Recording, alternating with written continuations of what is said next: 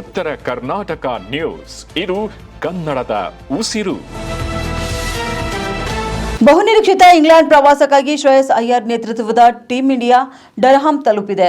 July 1ರಿಂದ ಅಂದರೆ ನಾಳೆಯಿಂದ ಆರಂಭವಾಗಲಿರುವಂತಹ 5 ಪಂದ್ಯಗಳ T20 ಸರಣಿಯಲ್ಲಿ ಭಾಗವಹಿಸಲು ತಂಡವು ಈಗಾಗಲೇ ನೆಟ್ಸ್ನಲ್ಲಿ ಕಠಿಣ ಅಭ್ಯಾಸ ಆರಂಭಿಸಿದ್ದು, ಈ ಮೂಲಕ ಆಂಗ್ಲ ಬೌಲರ್ಗಳನ್ನ ಭಾರತೀಯ ಬ್ಯಾಟರ್ಗಳು ಸಜ್ಜಾಗ್ತಿದ್ದಾರೆ. ಶ್ರೇಯಸ್ ಅಯ್ಯರ್, ತಿಲಕ್ ವರ್ಮಾ, ರವಿ ಬಿಷ್ಣೋಯ್, ಅಭಿಷೇಕ್ ಶರ್ಮಾ, ಸಂಜು ಸ್ಯಾಮ್ಸನ್, ಅಕ್ಷರ್ ಪಟೇಲ್, ಹರ್ಷಿತ್ ರಾಣಾ, ಇಶಾನ್ ಕಿಶನ್, ವಾಷಿಂಗ್ಟನ್ ಸುಂದರ್, ಹರ್ಷದೀಪ್ ಸಿಂಗ್, ಶಿವಮ್ ದುಬೆ, ವರುಣ್ ಚಕ್ರವರ್ತಿ, ಪ್ರಿನ್ಸ್ ಯಾದವ್, ವೈಭವ್ ಸೂರ್ಯವಂಶಿ, ಪ್ರಸಿದ್ಧ ಕೃಷ್ಣ, ಸುರೇಶ್ ಶೆಡ್ಗೆ ಅವರು ಇಂಗ್ಲೆಂಡ್ ವಿರುದ್ಧದ 5 ಮ್ಯಾಚ್ಗಳ T20 ಸರಣಿ ಬಳಿಕ ಟೀಂ ಇಂಡಿಯಾ 3 ಪಂದ್ಯಗಳ ಏಕದಿನ ಸರಣಿ ಆಡಲಿದ್ದಾರೆ.